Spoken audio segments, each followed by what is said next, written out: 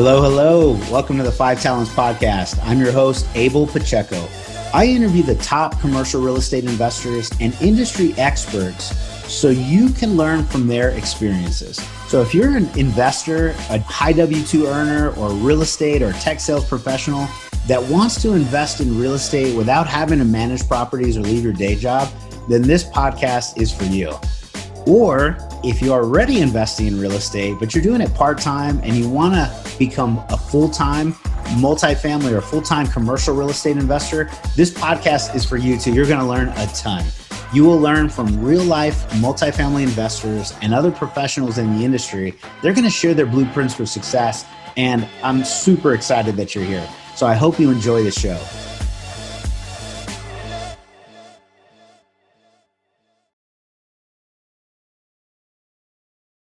Hello, hello. My name is Abel Pacheco. I am the host of the Five Talents Podcast, where we talk about commercial real estate, multifamily, and among many other topics. So I'm super excited. We are privileged and honored to have an amazing published author, a proven syndicator, a business coach here in Texas. An amazing individual. I have a few more things I want to say about you, Bruce, but man, thank you. Let me say thanks for joining first. Thanks for having me on, man. I'm looking forward to this. Yeah, this is great. For our listeners on the show, so Bruce Petersen is really a literal award-winning real estate syndicator. He's a TV personality. He is a public speaker. His syndication, they span multiple years.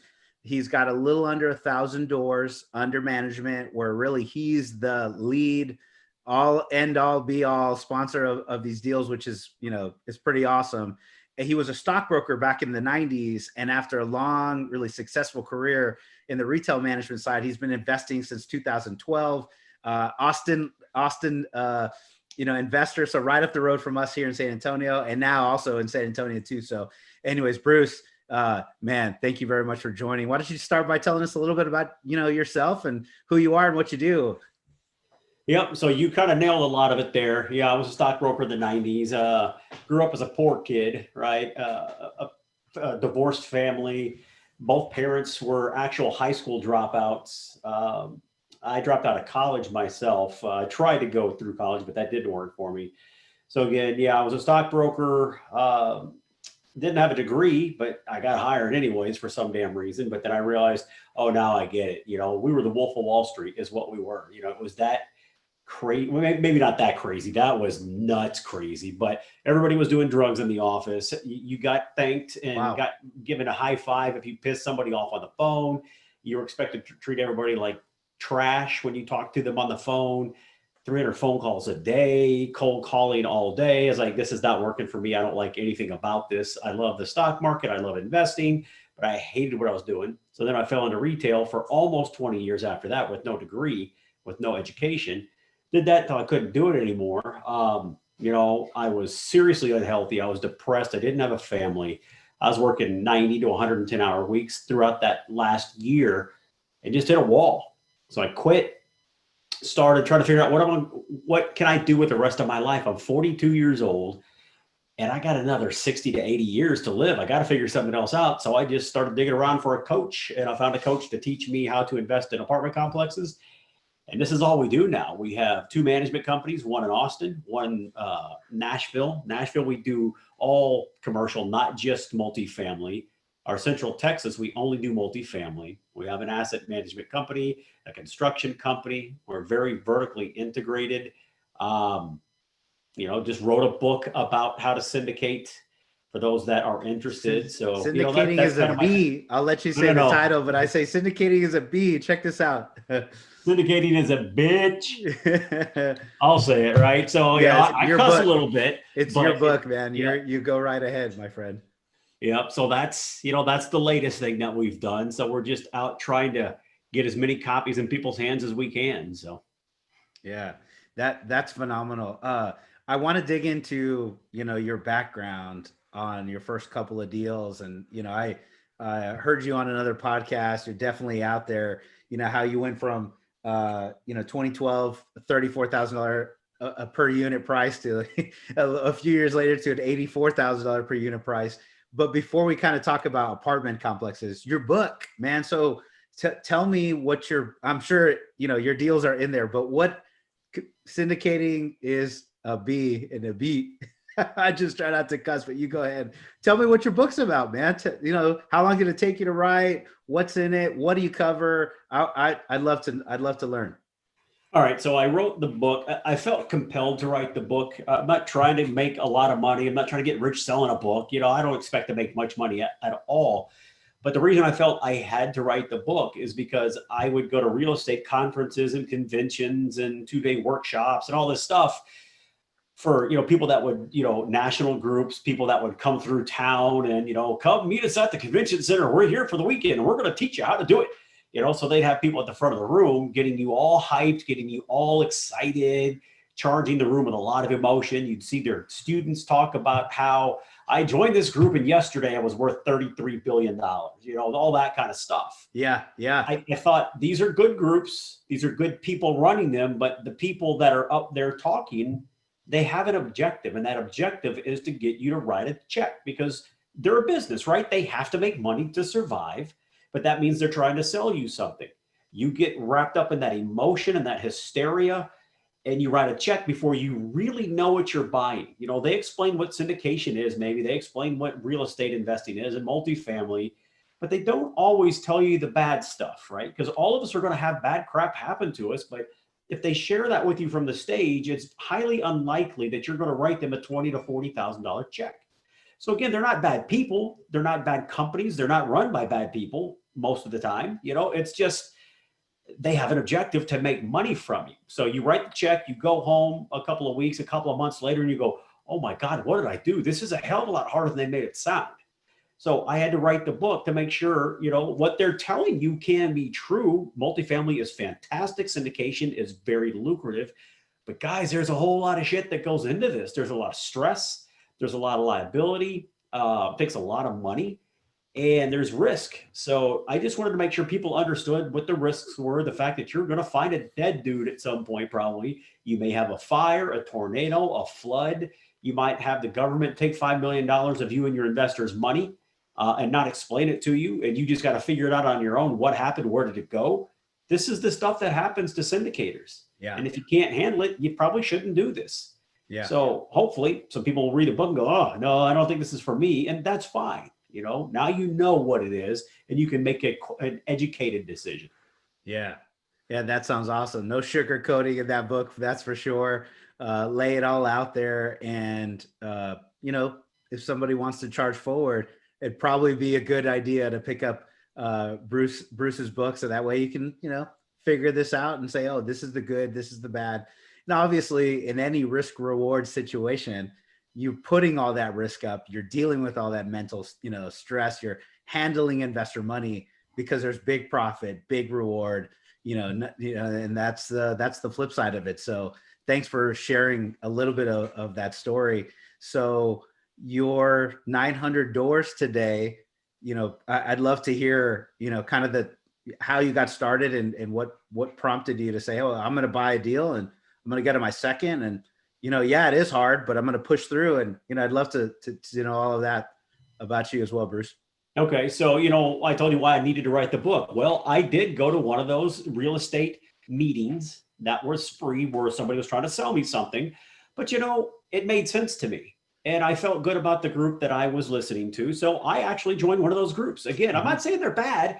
There's a lot of good stuff to be found there, but I just want to make sure people understand what it is they're getting into. So I found a coach to help, kind of walk me through the process. I listened to them. I executed on what they told me to do. So I started my education in 2011. About a year later, I bought my first deal in Austin. It was a 48 unit that, like you said, we paid $34,000 a door for it. And about 2.5 years later, we sold that deal, and my passive investors, not me, but my passive investors made a 300% return on that property in 2.5 years. Exactly. So it's fantastic. Even on my first one, when I didn't know exactly what I was doing, I was kind of learning along the way. We still killed it. But to be honest, a lot of that's because I bought in 2012. I'll own that I got to where I'm pretty good at this now. But Buy at 34,000. I sold for $57,000 a door. 9 months later, I bought another deal for $85,000 to $90,000 a door. The prices just keep going up. And, to be frank, the returns are going down. Where we used to buy properties and we would get a 10 to 12% cash on cash return. So your annual cash flow divided by the amount that you invested into it. Well, now we're seeing 6 and 7% by the end of the first year, and we hope to average 8 to 10% over a 5 to 10 year hold. So the numbers have come down. They're not like they were back then, but it's still the best investment vehicle I can find. Even though returns are lower than they used to be, it still beats anything else out there that I can find, especially when you compare the risk profile. There's risk in everything you do, but this is one of the safest things that I've found to do. It has tax advantages like nothing else I've ever found. So again, even though the returns are not what they used to be, it's still a fantastic place to put your money and invest. So we've since bought, we bought 6 properties for a little over 1,100 units. We currently have 4 covering 940 units throughout Austin and San Antonio. Yeah, that's awesome. Well, great. Kudos to you, man, for pushing forward through all the obstacles, all the challenges, and then continuing to help your investors out. So when you did your first deal, that was a syndication? It was a I've only syndicated multifamily. I've never bought a single family rent home. I had not been a passive investor with anybody when I did my first deal. I never bought my own first deal without anybody. I just went straight in to multifamily, 48 units, and syndicated that first deal because I had a coach that taught me how, and I listened, so I had the confidence to go out and do it. Yeah, you charge forward, man. I on the flip side, like I invested passively once, twice, 3 times, get my feet wet on, and you definitely went for it, man. That's awesome that you had the the gumption to go get it done. What do you think when you talk to everyone? I'm sure people come up to you all the time, LinkedIn, social, and ask you, how did you do it? Can you give me some advice? Can you give me some mentorship? Give me some guidance. What do you think separates the people that are, charge forward and the people that never even invest passively? What do you see the most, or, maybe you could give us. So it's all about mindset and fear. And the people that don't do anything with this, a couple of people. It's either people that they're scared, they can't take a step. They're too afraid to do anything because they think, there's too much downside. They're too unsure. So they just don't have enough conviction and confidence in themselves, or maybe they're not using a coach. If you're not using a coach, I understand being scared. It's scary as hell. You have a lot of people's money on your shoulders. You need a coach. Pay for a coach, guys. But then the other side of it, I think a lot of people that get into this industry, they're coming from a technical background. They're either engineers. A lot of them are tech guys and ladies. And so they get the mechanics of it. They get spreadsheets. They understand financials, but it's so much more than that. So when an engineer comes into this space, sometimes it happens kind of often that as an engineer, you're used to having to come up with contingency plans for issues. And so you need to have a contingency plan for everything that you can foresee maybe going wrong. You can't do that when you buy a business. You can't contingency plan everything. And people have to understand, when you do a syndication or you buy an apartment complex by yourself, either way, you're buying an existing, proven operating business. It's not real estate. It's a business that owns real estate. And if you have to have everything contingency planned and have an answer for everything that could come up, well, you'll never buy anything because it's impossible to do that in this industry. So I think those are really the 2 things that are keeping people from doing. Either they can't contingency plan everything, or they're just scared and they can't move forward.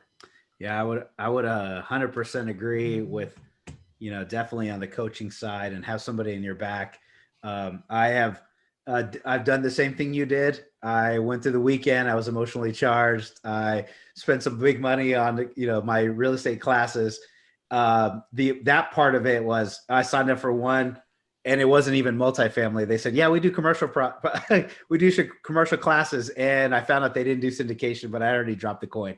So anyways, that was fun. The second part, the time I go, okay, do you do multifamily syndication? Yes. Okay, I'm in the right spot. But having the ability to have that coach and mentor and show you, like, cut through all the stuff that doesn't really matter, and then have somebody guiding you through the next steps, that was very crucial for me. Even passively investing, make sure, I'm in it, and then much less, becoming a general partner on a deal. And even that, I still have that mentor and coach. They're just riding along in the deal with me, as opposed to, showing me analysis on a paper, on an Excel spreadsheet, and then not having the ability to take action. So I would agree, man. That's awesome. So you were able to put that together, and in 2012, they had just changed the Jobs Act. So I don't know if you did, or 2013 Jobs Act comes out. They have the ability to like start doing 506C and advertise for deals, or 506B. You could take, sophisticated, non-accredited investors. Did you go the C route or a B route, like in your first deal, or how did that work?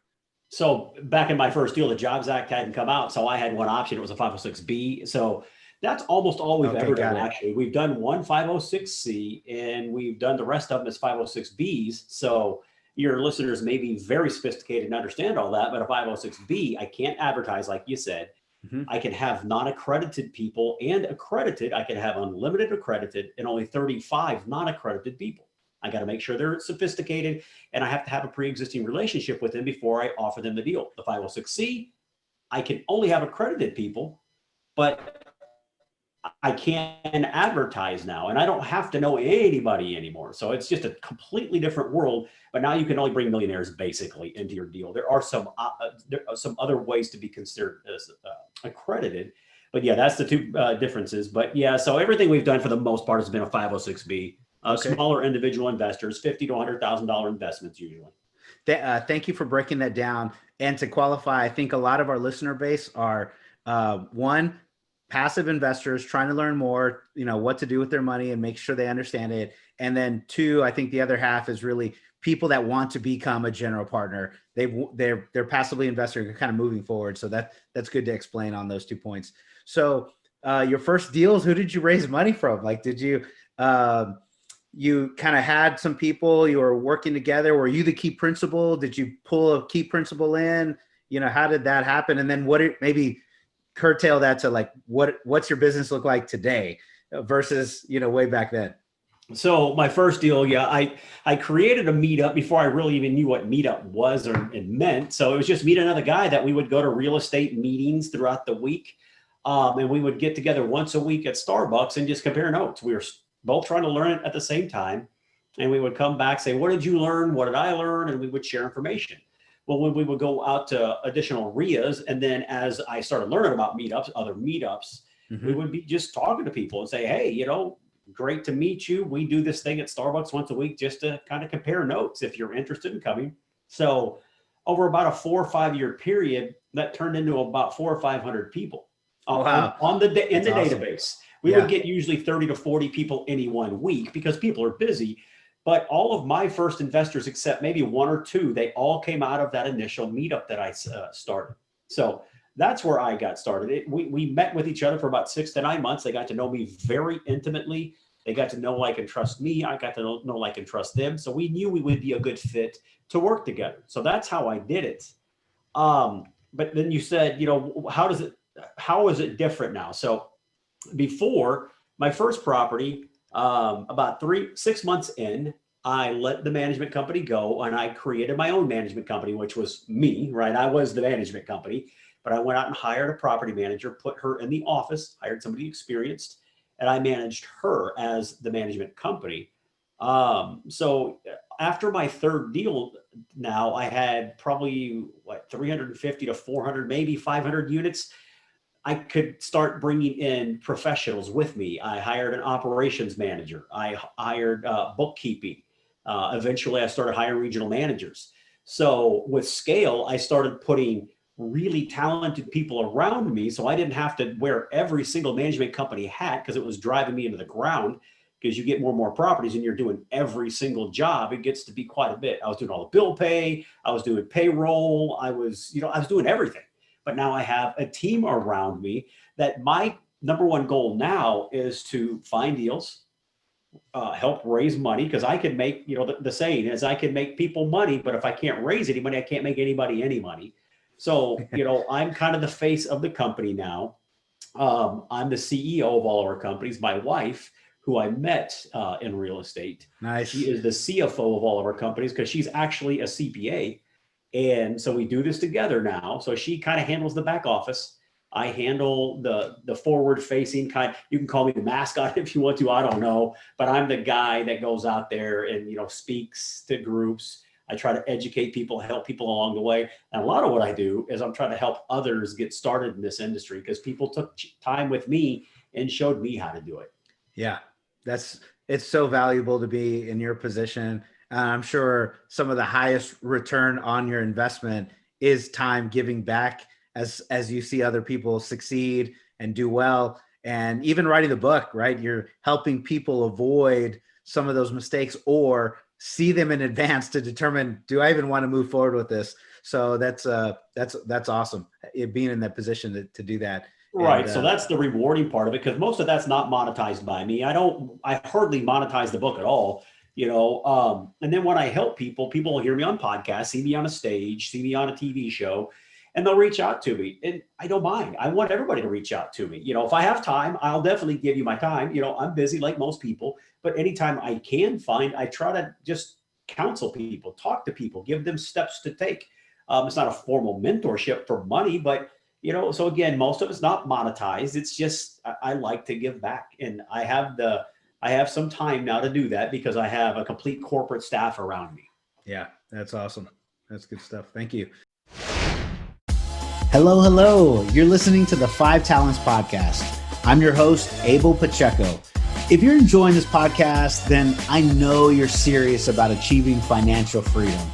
Are you ready to create your own path through multifamily investing for yourself and your family? Then I know you're going to appreciate our Investor's Guide to Multifamily Investing. It's titled Tackling Commercial Real Estate the Easy Way. We use this guide to invest ourselves in $93 million worth of real estate. So we're going to show you the basic mechanics of multifamily syndications and how to evaluate your next passive investment opportunity. So the best part, if you subscribe to our podcast now, leave us a review and a rating. I'm going to give you a free copy of our ebook. So please take a moment to do that now. Once you've done that, go to 5tcre.com/ebook, 5tcre.com/ebook. Make sure to let us know you left a review, and we're going to send you a free copy. So thank you so much for subscribing to the 5 Talents Podcast. We really appreciate it.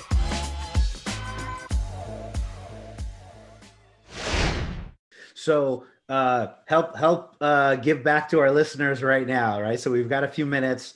It's COVID time, man. People are trying to determine where the best place they should put some capital. I've heard a new saying that I've heard more this year, TINA, T-I-N-A. There is no alternative as capital looks to and seeks a yield. It seeks a return, and capital's trying to find it.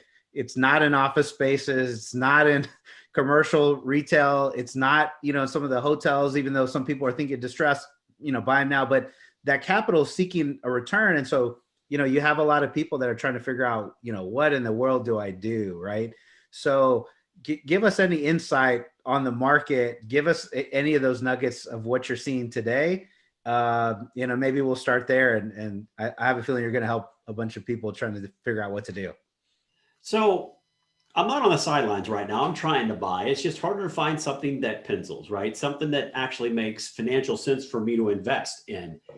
But I'm out there trying. But what I've noticed, there are a couple of things going on that, first of all, when I used to underwrite properties, right? So assess a deal to see if it made sense. Mm-hmm. I would, usually project about a 5 to 7 year hold period, but I would always model a sale at the end of the 5th year. Because to figure out returns, you have to have an end game. You have to have a time when you project to sell it so you can figure out your returns. So on a 5-year hold, I was able to, get a good return for the investors, average 10% cash on cash, an IRR of maybe, 14 to 16%, and an equity multiple of about 1.8 to 2x, right? Mm-hmm. So yeah. Now, though, it's just not happening. Most of what I'm seeing, we're buying at such low cap rates because the interest rates have plummeted that it's taking me more than 5 years to be able to turn that into a profitable endeavor. Now, I can hit cash flow year over year, but when I factor in the sale, when I go to sell it in 5 years, I can't, there hasn't been enough value creation because the cap rates I have to assume are going to go up between now and then. You would think they can't go any lower, which I'll explain why I think they can go lower, but I can't assume they're going to go lower because that's a risky bet to make. So I have to assume they're going to go up from here. So as I'm buying at a 4 cap, a lot of times when things were trading at a 6 or an 8 cap, now they're trading at 4s. I have to hold potentially for 10 years now to get the same return I used to get. So it takes that extra 5 years to get that return locked in. So I'm underwriting, assuming a longer hold period. Cap rates have compressed. And, a lot of people, I think, are making the decision that, well, cap rates can't go down from here. Well, I argue differently. I plug this dude all the time because he's probably the brightest data mind I've ever met, right? And he's actually got a personality too. Neil Bawa. A lot of people have probably heard of this guy. Dude, smart as hell. And he was like, come on, you're telling me that cap rates are going to go up from here, right? I said, well, Neil, they have to. He goes, no, bullshit. Let me explain to you why. I'm like, okay. He said over the next 2 years, I think it's 2 years, he says he projects they're going to keep going lower. I'm like, dude, how can that happen? He said, okay, like you said, Abel, they're looking at alternatives. Back when we were getting 10% cash on cash returns in this industry, or 15%, maybe a treasury investment would have yielded 8 or 9%, right? So that gap in yield was maybe 2, 3, 4%. Okay. Now he said, even though we're only seeing 5 to 7% returns on a lot of these deals, interest rates are effectively at zero. So you go 0 to 5%. That's a bigger gap than you had way back then when your cash on cash was higher. So a lot of these massive companies, these REITs, a lot of these insurance companies, they have to deploy capital. They can't sit on capital. They have to deploy it. And now multifamily is an even bigger draw to them because their alternative is so much further down than the return in multifamily. He said, so if you don't think rates can go to 2%, you're an idiot. Like, he said, do you not realize that's what a lot of stuff trades for in San Francisco and then going to Asia? Everything's 2 caps. He said, but stuff sells all the time. So don't tell me they can't go down to 2% because I bet they will. So that dude is smarter than me. I'm going to assume they're going to go up when I model my sale. I'm going to try to be safe and rational and conservative. But I can see a situation where for the next few years, they might continue to go down. Yep. Yeah. Kind of taking some notes as you're talking, Bruce. That's good. So for this is awesome. I love this conversation because it helps me kind of frame a reference myself. And then also the investors that are thinking about it. Well, how do I know that I'm going to get that return, in the end? And, I think in a summary, a couple of points that I wrote down was you're factoring longer hold times. So that's number one. You're also factoring an exit cap of going up. For those that are passive, they're just trying to figure that out. You're buying at an entry capitalization rate. And even though capital rates are cap rates are going down, he's factoring the opposite, which is some kind of spread between the entry and the exit, which makes your deal more conservative. You're saying, I believe we're going to not get as much money as we possibly can when we're all hoping the cap rates go down, which that means it sells for more. And so if I model the cap rate expansion, okay, that means that if they actually go down, well, my modeling would have been conservative and we're going to destroy our modeling because I was so conservative, but it actually went the other way and we made a lot more money. Yeah, more money than we were expecting. Like the thought of, oh, Bruce, a 10-year hold, as a syndicator, I don't want to tell people a 10-year hold. Dude, you got to tell them the truth. Tell them the truth. If you tell them, oh, yeah, 5-year hold, and it's probably going to be a 10, that sucks. You got to be honest with people. They're giving you their money. Tell them the truth that you believe. Now, none of us knows the truth. Nobody knows what will happen tomorrow, but you at least got to tell them what you truly, truly believe. And if they don't want to invest for 10 years, that's fine. You owe them that disclosure, that openness, because maybe they need their money back in 6 or 7 years and they can't afford to deploy it for 10 years. Well, let them know. Yeah. Well, we did a deal that was we were saying 6 to 8, and that was right before COVID. And I'm very happy we modeled it a 6 to 8. just, I'd never, ever dreamed of COVID happening, but here we are. And, anyways.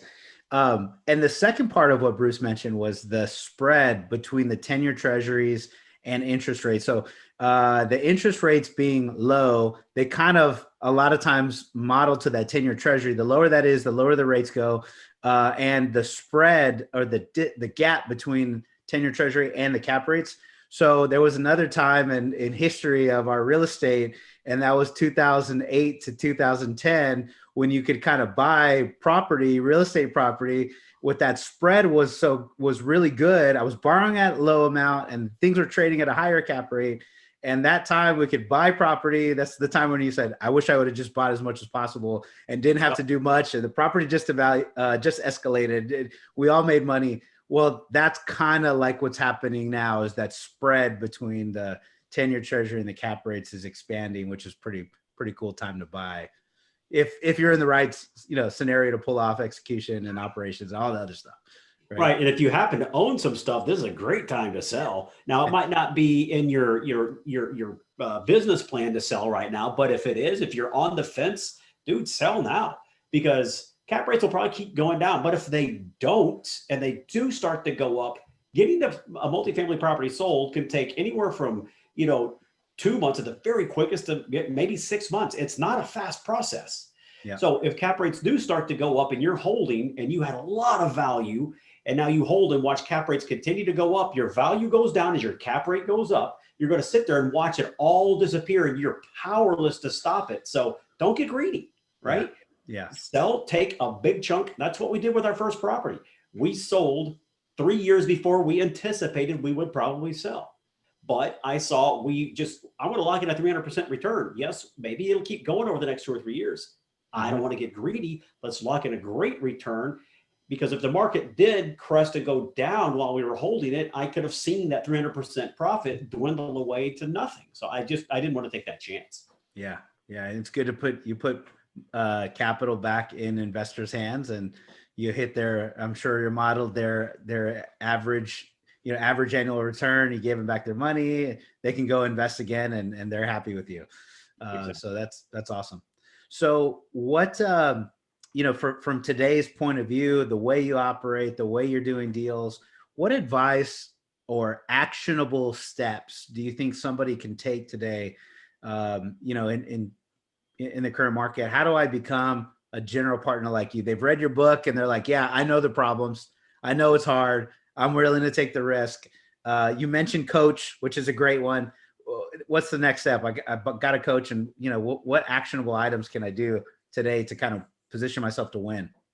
Okay. So you referenced the book and doing what the book talks about. So, complete transparency here. The book's not going to teach you how to underwrite a deal. It's not going to teach you how to assess a deal.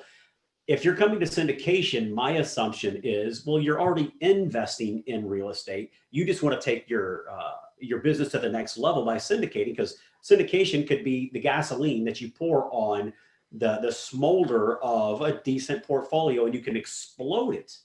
But again, I'm assuming you already know how to invest, or you wouldn't be trying to syndicate right off the bat. For most people, I was weird.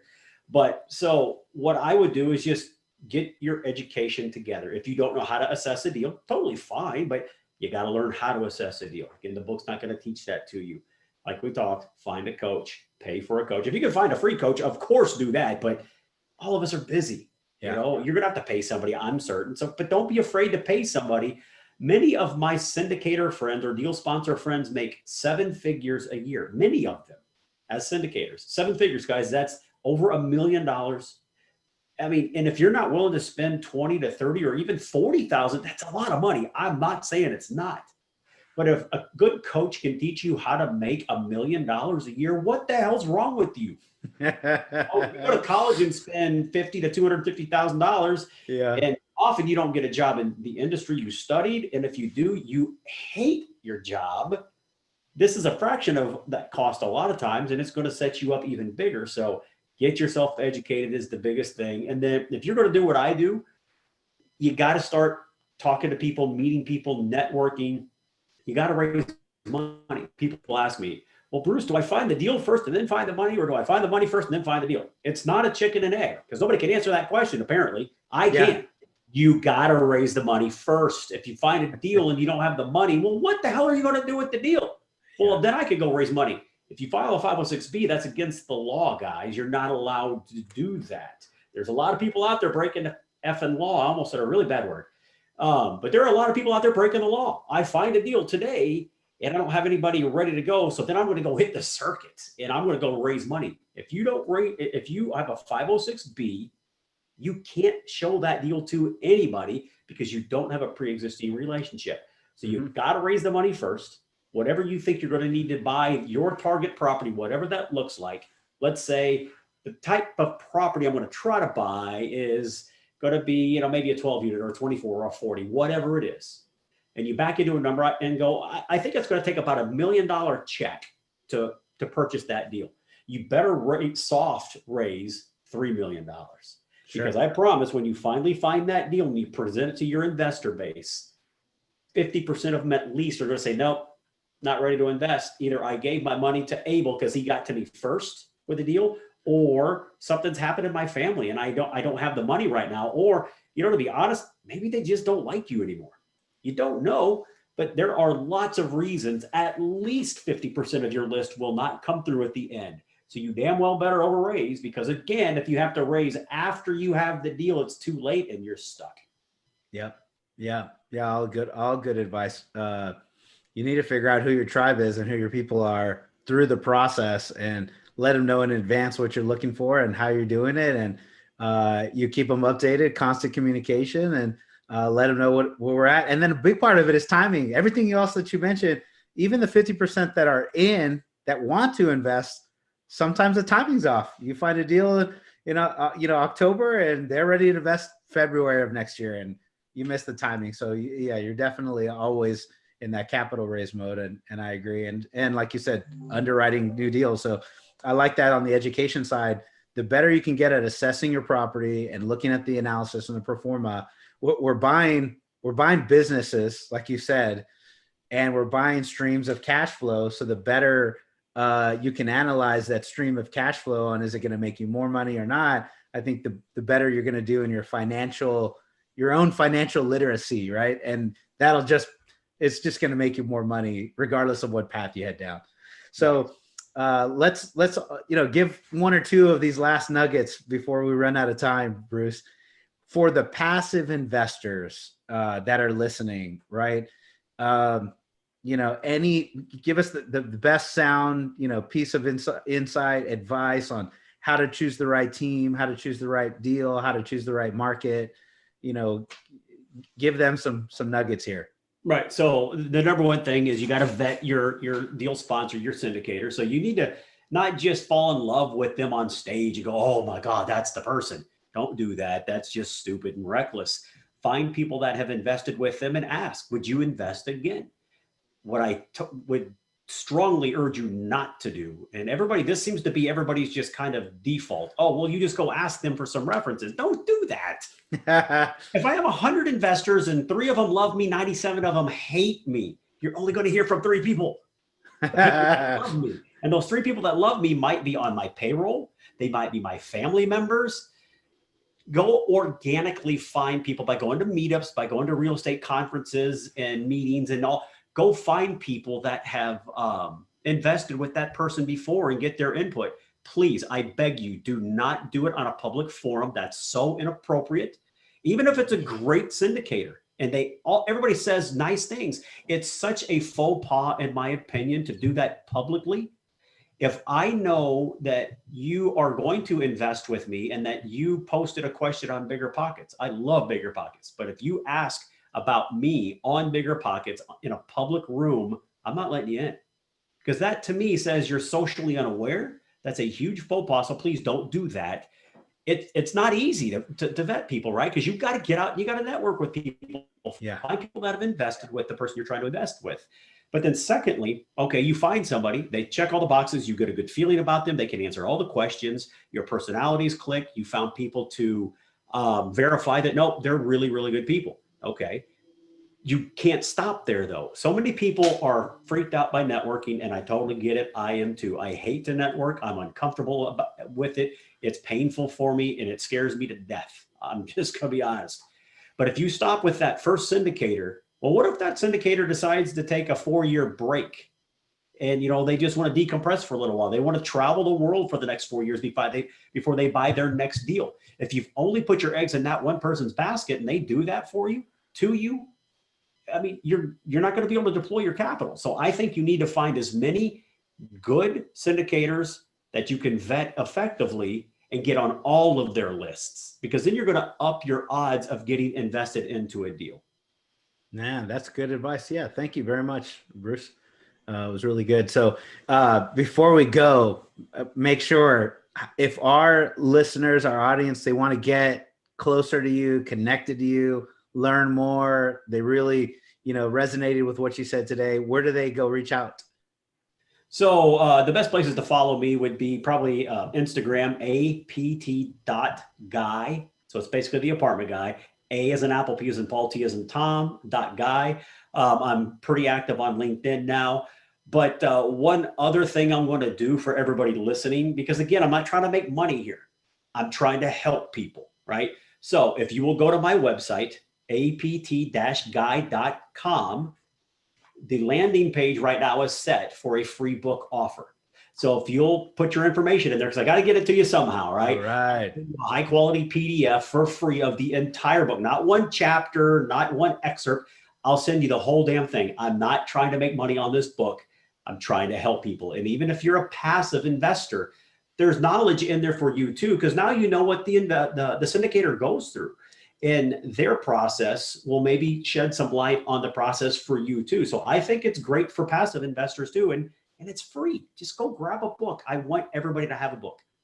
Thank you so much for providing value to our listeners and our audience. And that's awesome. I'm definitely going to get the guide and maybe recommend it to a few people, put it on our list of books I think we should read. So that's cool. Thank you.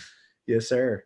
So what did we not cover today that we really, maybe something you were hoping I asked and didn't? Is there any other, either nuggets of wisdom, insight, anything in general, man? The time is yours, Bruce. So I guess, something that's kind of a hot button with me right now. It's just kind of a random thing here, but I think it's important for people to understand. If you're a syndicator trying to raise money, or you're a passive investor trying to deploy money with a syndicator, think about how you conduct yourself out to the world. How do you show to the world? We're all on Facebook now. Most of us are on Instagram and LinkedIn, but it's mainly Facebook where I see this problem, or Twitter. Here, cover your ears, right? Don't be a dick. Just don't be that person. If you are an angry person and it comes through in social media, on Facebook, you might have my political views and we share the same view, or my religious views. Doesn't matter. If I see that you're angry, you're just mad at the whole world and you're pissed off about everything and you got a hateful opinion about everything. Again, even if I share your opinion on that thing, I don't want anything to do with you. So if you're trying to raise money and you're being negative and vitriolic and hateful and polarizing, I wouldn't give you my money. Probably not the best look. Right. Probably not the best look. Right. Yeah. If you're trying to put money into my deal, I don't want you. If I'm trying to put money in your deal and I see that, I don't want to invest in your deal. So guys, please quit being that. Quit getting swept up in the news, MSNBC, Fox. I don't care what it is, left or right. I don't care. Just don't let that twist you up and then go online and start screaming at everybody and pounding the table. And it's not going to end well for you in life, period, I believe. Now, you can disagree with me if you want. That's fine. I don't care. Right. But if you're trying to do this as a business on either side of the ledger, it's not going to help you. So just be careful. Yeah. Hey, there's some insight. There's some nuggets. So yes, thank you very much. Well, Bruce, it has been very, very eye-opening, and I'm really appreciative that you would take the time out of your busy schedule. We know that you've got a lot of things going on, but just to try to share and help others, and I appreciate your time very much. So, well, dude, I really thank you for having me on. I love doing this, dude. So I just want to share the real estate message with anybody I can, because it's been really good to me, and I want to help other people if I can. That's great, man. Well, thank you very much. My name is Abel Pacheco. I am your host for the 5 Talents podcast, and we just really appreciate your time. Bruce, thanks for joining. And if you guys have any, insight or what am I trying to say? If you want to share something with Bruce on something that resonated with you, go leave some reviews on our podcast. Go reach out to him, and we would love if you learned something today. I know there was more than a few things, a few nuggets that I took personally and wrote down. Then give us a review, like us, and share it with your audience as well. So we thank you for your time, Bruce. Thanks, man. Thank you. God bless you, brother. Talk to you soon. Thank you for listening to this episode of the 5 Talents Podcast with your host, myself, Abel Pacheco. Each week, we're going to bring you interviews from industry experts and commercial real estate investors who follow their dreams and achieve massive success. Before you leave, let me ask you a few questions. Did you enjoy this episode? Did you learn something valuable? Was your mind stretched to what's possible and what you can achieve? Do you want other experts just like the one you heard today? If you answered yes to any or all of those questions, then please take a moment to subscribe to the 5 Talents Podcast, give us a 5-star rating, and most importantly, leave us a written review. Tell us what you liked, tell us your favorite guest, give us any feedback. I'm excited to learn and improve so you can get a more valuable show. So thank you again for subscribing to the 5 Talents Podcast.